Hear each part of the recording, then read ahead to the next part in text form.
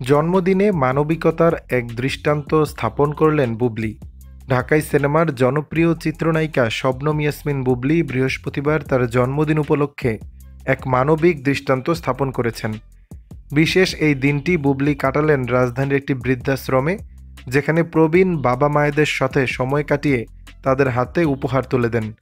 এদিন বিকেলে সামাজিক মাধ্যমে একটি ভিডিও প্রকাশ করে বুবলী জানান, তিনি জন্মদিনের আনন্দ বৃদ্ধাশ্রমে কাটিয়েছেন। ভিডিওতে দেখা যায় বুবলী সেখানে প্রবীণ বাবা মায়েদের হাতে উপহার সামগ্রী তুলে দিচ্ছেন। তিনি তাদের জন্য নতুন শীতবস্ত্র উপহার দেন এবং নিজের হাতে একজন প্রবীণ বাবাকে খাবার খাইয়ে দেন।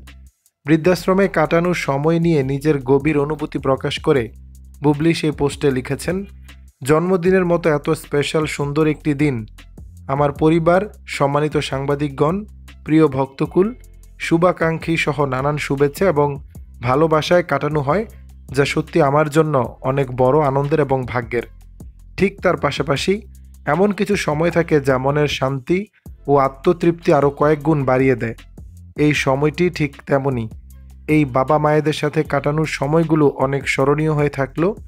বলা বাহুল্য, বুবলীর এই আয়োজন যেমন তার ব্যক্তিগত আনন্দকে ছাপিয়ে এক মানবিক আবেদন তৈরি করেছে, তেমনি নেটিজেনদের প্রশংসা কুড়িয়েছে। সংবাদ পাঠিকা থেকে রূপালী পর্দার শীর্ষ তারকা হয়ে ওঠার বুবলীর যাত্রা ছিল অনন্য। 2016 সালের ঈদুল আজহায় শাকিব খানের বিপরীতে বসগিরি ও শুটার সিনেমার মাধ্যমে তার বড় পর্দায় অভিষেক হয়। দর্শক, বিষয়টি নিয়ে আপনাদের মতামত জানাবেন নিচের কমেন্ট বক্সে।